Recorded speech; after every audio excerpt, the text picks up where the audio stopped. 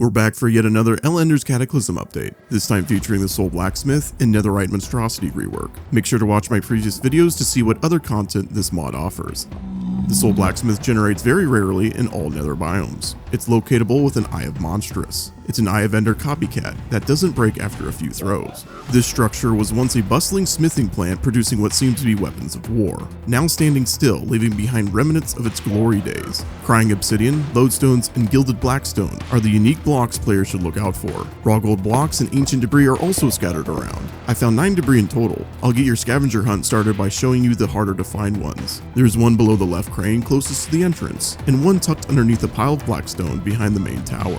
A wither skeleton skull is placed above the boss's alcove, and interestingly enough, a honeycomb block is hidden below the boss. There's a concealed chamber underneath the boss platform. 2 lava falls hide the access points. More raw gold and ancient debris are lying about, along with other goodies. The monstrosity lies dormant here, waiting to be tamed and activated. A netherite monstrosity drop is required, so we will circle back to this mob after the boss. And speaking of the boss, before challenging it to a fight, I highly suggest plugging up the lava within these support beams. During the battle, they will most likely be broken, making the arena more hazardous.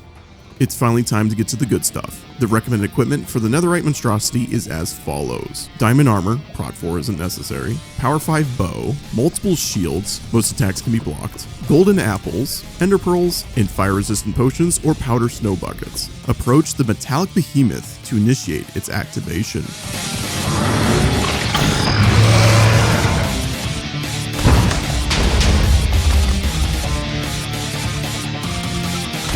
The Rusty Bucket has 6 attacks in its arsenal, the first being Pulverize. The boss haphazardly slams down its crude arms to crush its target. This deals 33 HP and a large AoE. Can be blocked with a shield, but will disable it momentarily. Molten Cannon is used when the boss splits open its left arm to fire 5 molten cubes. These deal 7 HP and generate flame eruptions that expand outward, dealing the same amount of damage, while also setting mobs ablaze. Shields block the cubes, but not the flame eruptions. The boss will lean back to perform magmatic regurgitation, hacking up 3 magma blocks. These explode upon contact and place down a lava source block. Direct hits deal 15 HP. The ability has 3 charges. Once depleted, the Netherite Monstrosity will need to lap up that Taco Bell aftermath before being able to use it again. The attack is shield blockable. The machine scoops up an alarming amount of terrain to fling at its target. Crumbling Upheaval deals 17 HP. Flame eruptions are generated near the boss. Be cautious of the ability's high knockback. You can easily find yourself in a body of lava afterwards. A well-timed jump will avoid the attack. You can also block it with a shield. The Mechanical Terror can mimic a steamroller, flattening mobs and blocks alike. Those in its path will be dealt 10 HP. This will hit multiple times if you remain in its way. Bone Fracture is inflicted for 5 seconds, decreasing movement speed. Obsidian and other hard blocks stop Steamroller in its tracks. The attack is shield blockable, but will significantly drain the item's durability.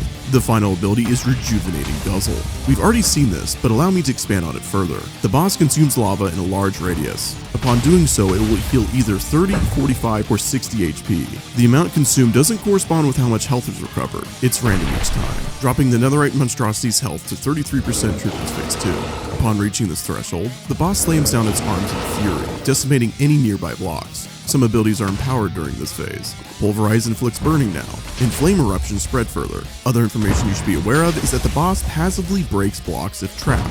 It's able to scale 4 blocks instantly, and it will generate to full if out of combat for long enough, similar to other Cataclysm bosses. Upon decommissioning the War Machine, you'll be left with 16 to 24 lava power cells, an Infernal Forge, Monstrous Horn, and possibly its boss theme music disc. The lava power cells are solely used for taming the Monstrosity. This little guy can be told to stay, follow, or wander. It is immune to lava, fire, and fall damage. Right-clicking it opens a 15-slot storage unit. Shove your items in and put your buddy in a bucket for a makeshift shulker box. Shift right-clicking coal will heal the mini by 5 HP. If worst comes to worst, the Monstrosity will drop all stored items in a netherite effigy. This craftable effigy replaces fallen minis or adds them to your army. Good thing you have a surplus of lava power cells. The Infernal Forge is a hammer boasting 13 attack damage. Right-clicking causes an AoE shockwave, dealing 13 HP to those nearby. The item doubles as a pickaxe, mining and harvesting obsidian level blocks. It's unbreakable, enchantable, and upgradable. Combining it with a void core within a mechanical fusion anvil crafts the Void Forge. The only difference is that it now summons summons void runes and a fan formation,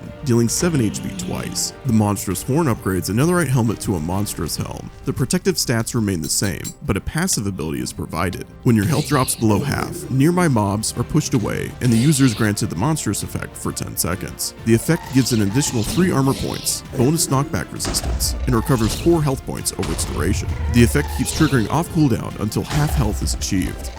Other parts of the mod were given updates. I'll quickly share them with you. Sandstorm in a bottle no longer turns you into a flying twister. Instead, it works as an active item that summons 2 swirling twisters. These deal 5 HP and inflict Curse of the Desert for 10 seconds. Keep in mind that the damage type is magic. Unenchanted armor is completely ignored. Bulwark of the Flame has perfect guard, allowing you to parry attacks. Blocking right before an attack lands will set the attacker ablaze and apply Blazing Brand for 5 seconds. More updates are soon to come. There are rumors that a key will be added for the Frosted Prison sealed door, and more fusion weapons are on their way.